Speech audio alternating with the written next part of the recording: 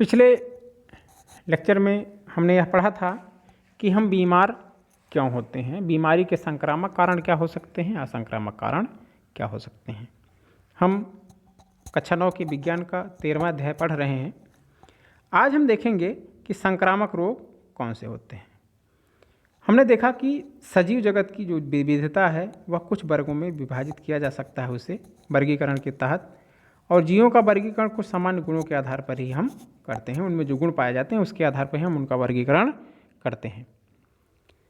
रोग उत्पन्न करने वाले जीव इनमें से अनेक वर्गों के अंतर्गत आते हैं। अगर हम वर्गीकरण में देखें तो कुछ वर्ग होते हैं जिनके कारण रोग उत्पन्न होता है, जैसे वायरस, बैक्टीरिया, फंजाई, कुछ एक कोशिकीय जंतु, कुछ प्रोटोजोआ, कुछ बहुकोशिकीय जीव, अनेक प्रकार के कृमि। यह संक्रामक रोगों के कारण होते हैं। इनके कारण अनेक रोग फैलते हैं। वायरस से होने वाले सामान्य रोग हैं खांसी, जुखाम, इन्फ्लुएंजा, डेंगू बुखार, एड्स, और कुछ रोग जैसे कि टाइफाइड बुखार, हैजा, क्षय रोग, एंथ्रेक्स यह बैक्टीरिया द्वारा फैलाए जाते हैं। बहुत से त्वचा रोग हैं जो कि कवक द्वारा फैलाए जाते हैं, जैसे दाद। कुछ प्रोटोजोआ से होने वाले मलेरिया, कालाजार या जो बीमारियां हैं यह प्रोटोजोआ से होने वाली बीमारियां हैं। हम आंत के कृमि के संक्रमण से भी परिचित हैं, जो आंत का कीड़ा कहलाता है। इसी तरह फीलपाव के बारे में जानते हैं कि यह भी कृमि की सहायता से होता है, बाउचेरिया बैंक्रफ्टी के द्वारा होता है। और यह क्यों महत्वपूर्ण है कि हम संक्रामक कारकों के इन वर्गों के विषय में सोचते हैं। इसका उत्तर यह है कि यह वर्ग जो हैं वह उपचार की विधि निर्धारित करते हैं। इसी आधार पर हम यह पता करते हैं कि वह किस वर्ग से रिलेटेड है और उस वर्ग की विशेषताएं क्या हैं, कौन से ऐसे रसायन हैं जो कि इस वर्ग के रोगाणुओं पर कार्य करेंगी।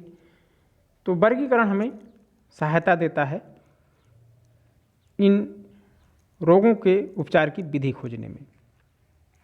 जितने भी सदस्य होंगे उनके जैविक गुण में समानता होगी, जैसे वायरस, बैक्टीरिया, इन सब चीज़ों में। सभी वायरस के या अगर कोई वायरस से होने वाली बीमारी है तो हम उसके लक्षण के बारे में जानते रहेंगे तो बता देंगे कि यह वायरस से होने वाली बीमारी है। जैसे सभी वायरस परपोषी की कोशिकाओं में रहते हैं, लेकिन बैक्टीरिया में ऐसा नहीं होता है। वायरस, बैक्टीरिया तथा फंजाई में जो गुणन की क्रिया होती है, जनन की क्रिया होती है, वह बहुत तेज़ी से होती है।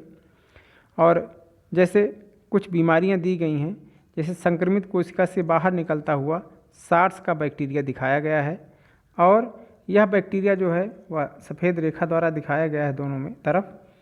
यह 500 नैनोमीटर की माप को दिखा रहा है, जो कि 1 माइक्रोमीटर का आधा होता है, और 1 माइक्रोमीटर 1 मिलीमीटर के 1,000वें भाग के बराबर होता है।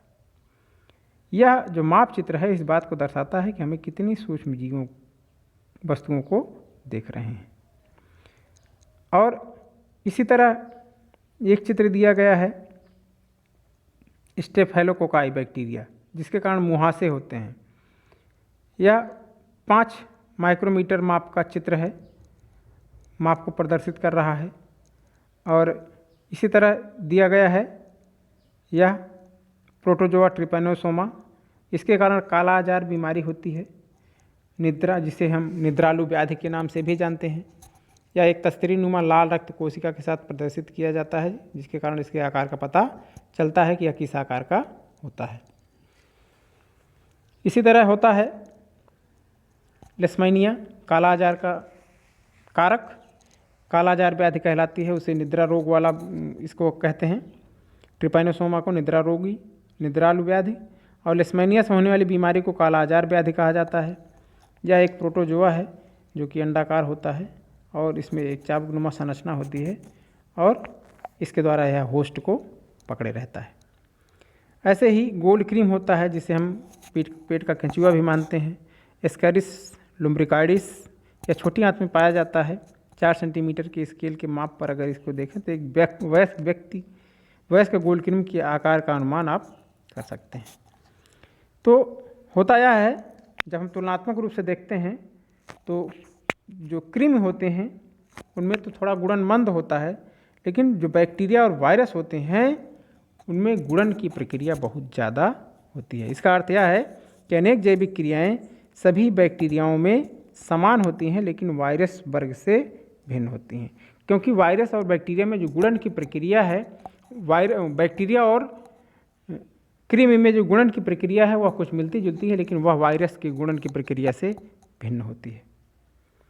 तो कोई भी जो औषधि है वह किस वर्ग के जीवाणु रोगाणु पर कैसे कार्य करेगी, अगर उनके लक्षण समान है तो समान दवा उन पर प्रभावी होगी, क्योंकि वह समान जैविक क्रिया वाले जीव होंगे। लेकिन अगर वही औषध दूसरे अन्य वर्ग के किसी जीव में से ग्रसित रोगी को दिया जा रहा है तो उस पर वह उतना प्रभावकारी नहीं रहेगा, क्योंकि वह अन्य वर्ग से संबंधित होता है। कुछ ऐसे बैक्टीरिया होते हैं जिनमें भित्ति बनाने का गुण होता है, उन पर वह एंटीबायोटिक काम नहीं करता है। एंटीबायोटिक बैक्टीरिया की अनेक स्पीसीज को प्रभावित करता है, जबकि ऐसा नहीं है कि जितनी भी स्पीसीज हैं बैक्टीरिया की वह सभी एंटीबायोटिक से प्रभावित होती हैं, और किसी भी प्रकार का एंटीबायोटिक हो। लेकिन वायरस पे यह दवाएं प्रभावित नहीं होती हैं, क्योंकि उनमें कोई ऐसा मार्ग नहीं होता है जिसमें कारण वह जिसके सहायता से वह उनके शरीर के भीतर प्रवेश कर सकें। इसलिए एंटीबायोटिक जो है वायरस संक्रमण पर प्रभावकारी नहीं होता है। खांसी जुकाम में से ग्रस्त हैं तो एंटीबायोटिक लेने से रोग की तीव्रता या उसकी समय अवधि कम नहीं होती है, लेकिन यदि वायरस संक्रमित खांसी जुकाम के साथ साथ बैक्टीरिया का भी संक्रमण होता है तब एंटीबायोटिक का उपयोग लाभदायक होता है। लेकिन फिर भी एंटीबायोटिक बैक्टीरिया संक्रमण पर ही उपयोगी होगा, न कि वायरस संक्रमण पर। रोगों के फैलने के साधन क्या क्या होते हैं, हमारा अगला टॉपिक है संक्रामक रोग कैसे फैलते हैं। या जाने बहुत से सूक्ष्मजीवीय रोग होते हैं जो कि एक स्वस्थ मनुष्य से दूसरे स्वस्थ मनुष्य तक विभिन्न तरीकों से फैल जाते हैं या संचरित हो सकते हैं। इसलिए इन रोगों को, संक्रामक रोगों को संचारी रोग भी कहते हैं। ऐसे रोगों के जो सूक्ष्म जीव होते हैं वह हवा द्वारा फैलते हैं, और ऐसा तब होता है जब मनुष्य छींकता है या खांसता है तो उसकी छींक और खांस के साथ यह जो रोगाणु हैं वह छोटी छोटी बूंदक के रूप में बाहर हवा में लटकते रहते हैं। जब उसके समीप कोई अन्य व्यक्ति होता है तो वह जब सांस लेता है तो यह बूंदक उसके शरीर में प्रवेश कर जाते हैं। उसी के साथ वह सूक्ष्म जीव भी उस स्वस्थ व्यक्ति के शरीर में पहुंच जाते हैं और वह व्यक्ति संक्रमित हो जाता है। तो वायु द्वारा फैलने वाले रोगों के उदाहरण जो है वह खांसी, जुकाम और निमोनिया और क्षय रोग होता है। हमने अनुभव किया होगा कि जब हम किसी खांसी जुकाम से ग्रस्त व्यक्ति के पास बैठते हैं तो हमें भी खांसी जुकाम हो जाता है जहाँ पर अधिक भीड़ होती है। जल द्वारा भी रोग फैलते हैं। जब संक्रमणीय रोग जैसे हैजा से ग्रसित रोगी का जो अपशिष्ट है वह पेयजल में मिल जाता है और कोई व्यक्ति गलती से अजाने अनजाने में उस जल का उपयोग कर लेता है तो वह हैजा के जो जीवाणु रोगाणु होते हैं वह स्वस्थ व्यक्ति में प्रवेश कर जाते हैं, जिससे वह व्यक्ति भी रोगग्रस्त हो जाता है। ऐसे रोग अधिकतर जो है वह साफ पेयजल न मिलने के कारण उत्पन्न होते हैं। छोटी छोटी बूंदकें वायु वेग के साथ मिनटों से घंटों तक वातावरण में प्रवाहित होती रहती हैं।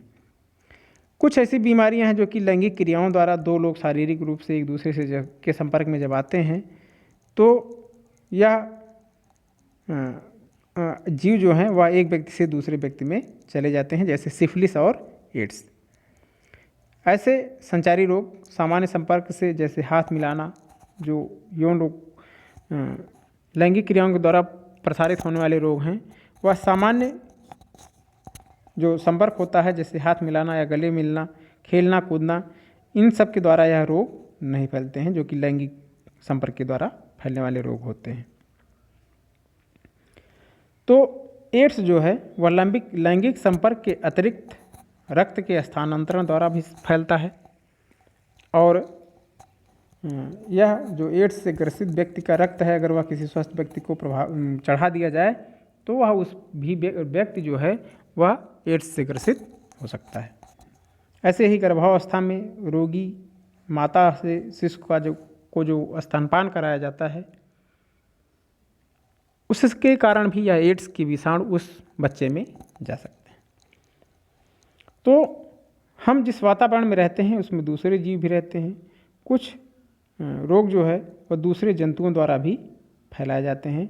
यह जंतु रोगाणुओं या संक्रमण करने वाले कारक होते हैं, जो कि रोगी से रोग को लेकर के एक नए पोषी तक पहुंचा देते हैं और वह भी व्यक्ति रोगग्रस्त हो जाता है।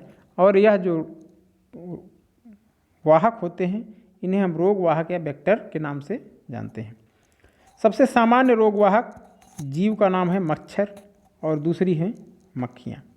मच्छर की बहुत सी स्पीसीज होती हैं जिन्हें अत्यधिक पोषण की आवश्यकता होती है, जिससे कि वे परिपक्व अंडे उत्पन्न कर सकें, और इसके लिए वह समतापी प्राणियों जैसे मनुष्य के रक्त का उपयोग करते हैं। तो वह इस तरह इसी रक्त की अपनी आवश्यकता के कारण एक व्यक्ति से दूसरे व्यक्ति में रोग प्रवाहित करते हैं। तो यह संक्रामक रोग और उनके फैलने के साधनों के बारे में हमने पढ़ा, और इसी के साथ आज की क्लास हम समाप्त करते हैं। अगली क्लास के साथ आपसे मिलेंगे। हमारी बहुत बहुत शुभकामनाएं।